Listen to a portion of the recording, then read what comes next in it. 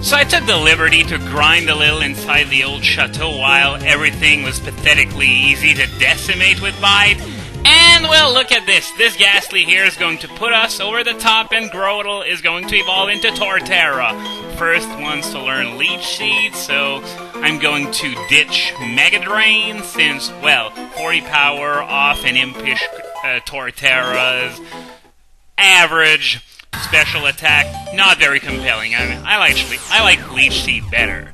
So here we go, the moment we've all been waiting for, folks. And here we go, we finally got our Torterra, and before Jupiter to boot. This, actually, I did not expect that to happen. I knew someone before me tried to do a Turtwig solo run and had their Torterra by Jupiter, but I wasn't sure it would happen for me. And Curse is going to disappear in favor of Earthquake, so from now on there's only going to be one move change to my Torterra from now on, and it's going to be when Bite gets updated for Crunch. Otherwise, that's it. So now that we got our Torterra, well, actually, we're not on Friday, but I really wanted to do this today anyway, so I changed the date on my computer, so the game thinks we're Friday today, so we're gonna go catch a Drifloon. And, by the way, just so that you know, I decided to attach the Dread Plate that I got in the last video to Torterra to upgrade its Bite, because when it evolves into Torterra, it gets a significant speed boost. It goes from 36 to 56. 56 is still fairly slow, but I think at this point, the Dread Plate is going to be more useful than the Quick Claw. As I'm grabbing a few berries here, there was this little area that is between the two series of cuttable trees on Route 205. There are berries. There's this trainer here who's going to give me an accessory for contests. I'm excited. And yeah, there are also a few items here to grab, if I remember correctly, probably up those stairs. Yeah, there we go. So yeah, as I was saying, the Dread Plate powers up dark moves by 20%. That's what all plates do. They upgrade their type's power by 20%, and they also change Arceus's and Judgment's type. So, yeah, now we're just going to head back to the more familiar areas of Route 205. This is the southern part. We end up here, and we get that little notice at the top of the screen because we're actually moving to a different area. The game considers the two parts of Route 205 to be different areas with different wild Pokemon tables and so on. So, here we go. We got our Drifloon. And, you know what? I wonder if it was a good idea to evolve Grotle before this fight. Let's see how much Razor Leaf does, because I think even then it might be a one-hit KO. Should have saved, or maybe not, since I don't need to worry about that anymore! Wow, it actually survived! So yeah, here we go, I guess. Regular Pokeball will do. I'm certainly not gonna waste my one and only Dusk Ball on this thing. 1, 2, 3... Alright! Drifloon was caught! And so, well, yeah, once that is done and over with, I'm gonna head back to Eterna off-screen to go to the Galactic building there, the one that we couldn't go to before because it was blocked off by cuttable trees.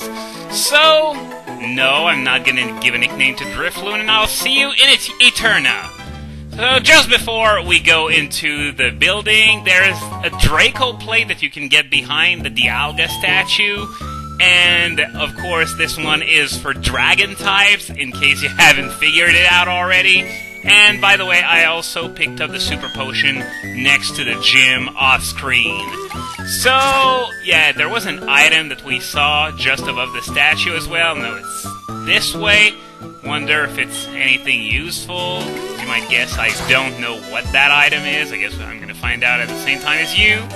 A Thief TM, which is rather useful, I guess, if you're collecting items held by Pokemon. Can come in handy to collect heart scales and stuff.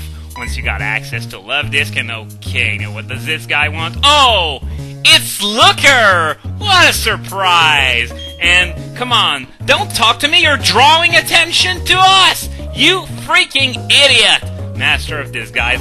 And he takes off his disguise? Are you kidding?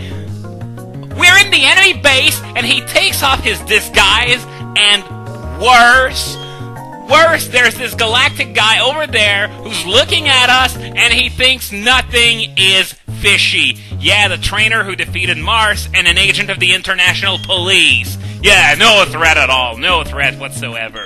And, as he just implied, yeah, those Galactics really aren't the sharpest tools in the shed. Christity Christ. Anyway, as for this building here, it's been vastly changed since Diamond and Pearl. In Diamond and Pearl, it was just barge in, kick Galactic asses, beat Jupiter, the end. But here they added a little pseudo-puzzle of sorts, where on each floor you have the choice of either the right staircase or the left staircase. You pick the right one, you move on. You pick the wrong one, you get a trap. So, yeah, of course, those traps are trainers, usually, so I'm gonna try and go for both entrances. Naturally, yeah, do we have to bring the paint on? You'd think with a line like that he'd want to fight, but no, of course not. Oh, you want some paint, huh? You want some paint, huh? Well, sorry, can't give any to you. I don't have any Pokemon. Stupid leader, being so stingy, keeps the Skuntank all to herself. But I was talking about changes to this building since Diamond and Pearl, and the most famous one that everyone will remember is that if you bring an event item called the Secret Key, then you can gain access to the basement level, where there are appliances, and if you have a Rotom with you, you can have that Rotom possess an appliance of your choice, which will give it a special signature move. For example, the oven's gonna have overheat, the washing machine's gonna have hydro pump, and so on and so forth. In Platinum, Hard Gold, and Soul Silver, the forms didn't change type, but in Black and White, the forms lose their ghost type and gain the type of the appliance. For example, the oven is now Electric Fire. Thank the fucking stars. It has Levitate, may I add. And, yeah, another thing to note is that, I don't know if I've already mentioned it, but yes, Spin Rotom is now a flying type with Levitate. And I just had the weirdest thought while looking at this female Galactic sprite. That sprite of female Galactic grunts totally looks like Lady Gaga. And seriously, that's something I could totally see Lady Gaga wearing. Yeah, Lady Gaga Galactic. Yes, I just made that horrible pun, but I'm the one doing those LPs, not freaking David Caruso. Anyway, it just dawned on me that some people might be wondering why I just caught that Drifloon. I think I've explained it before, but if not, then here goes. It's going to be my temporary HM slave, because I'm going to need something to be able to use Defog and Flash, and Drifloon was the perfect candidate. So, yeah, there we go. I'm going to need Flash, even though now it's a TM. I'm going to need it in the Wayward Cave and possibly other areas.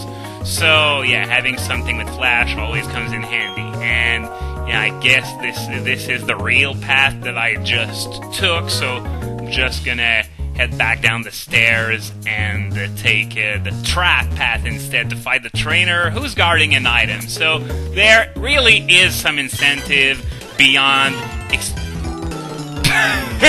Our objectives are incredible. Too incredible for me to understand. I'll fight blindly to defend them. Yeah. That is basically what every Galactic Grunt is thinking, because no one has any idea what Cyrus wants to do, and heck, even the admins, the commanders, that is, themselves, I don't know why I always call them admins, even though it was just in Generation 3, but anyway, even the commanders themselves have no clue what Cyrus's true intentions are. Because what Cyrus tells them, well, it's lies. It's lies, as simple as that. What am I fighting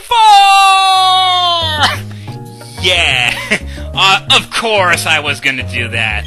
I was arguing with my brother the other day, coincidentally, as to which had the worst acting between Mega Man X4, I think it was Mega Man X4, right? That had that line, and Mega Man 8. And he said that Mega Man X4 actually had worse voice acting than Mega Man 8, but seriously, come on, just look at the animated cutscenes in Mega Man 8.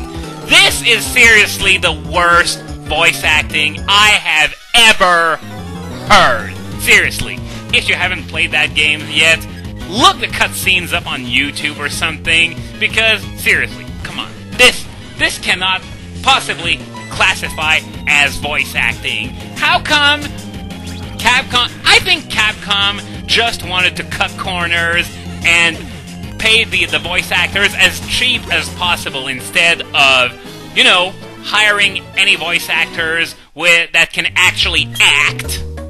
Oh, and I got something for you. If you haven't heard of it yet, you're gonna love this. You remember in early September when the starter evolutions were leaked, and nobody wanted to believe they were real because nobody really liked them? Well, the guy who leaked the pictures, which was an employee of either Game Freak or Korokoro, I don't really remember which one, well, obviously he broke a confidentiality agreement over that, and he was found out this week and arrested. He was arrested for something that is usually a civil matter. It's not criminal to break a confidentiality agreement, at least not enough to get arrested, because it's something between the employee and their employer, but apparently in Japan it's a serious crime worthy of being arrested.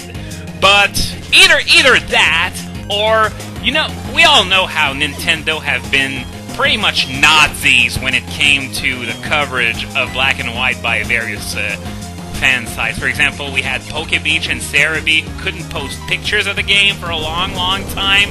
Nobody's ever had any idea why, because it's basically free promotion for the game. And yes, I just call Nintendo Nazis for this, but seriously, I do not like what they did there. I do not approve of that at all. So, to get that guy arrested, that was overkill, and I'm not even sure that's allowed, even in Japan. Of course, I don't really know how Japanese law works, but here's an idea. If you're so ashamed of your game that you don't want people to see it, don't release it. Okay, so that's probably not it, even though Nico CW had a pretty good idea that maybe the guy was arrested because whoever it is that got him arrested wanted to pin the blame on that guy for people not liking the starters, even though that guy didn't design them at all. It was Sugimori who did that. But that's not the point I was trying to make. It's that arresting that guy was overkill, and heck, I don't even know if that was allowed, as I said before. Anyway, at this point in the video, this is probably the last trainer I'm going to fight for today, so next time I'm going to be fighting Jupiter, and after that, there will probably be a neat little resetting session, because as a prize for beating Jupiter, Cynthia is going to give me a Togepi, and wouldn't you know it, it's part of my planned team, so I'm going to want one with a decent nature, and Serene Grace, of course, because Hustle... Well, I could do without an accuracy drop, thank you very much. And Togekiss being one of the best users of Serene Grace, naturally. So, yeah, don't really know how many resets and how much time it's gonna take to get that perfect Togepi. Well, maybe not perfect. I could settle for, well, basically any nature that doesn't increase attack, because that would be a waste, especially if it had Hustle. And yeah, I'm just going to grab this treasure, and I'm going to call it a day. So next time, Jupiter is gonna get obliterated by a giant turtle with a continent on its back.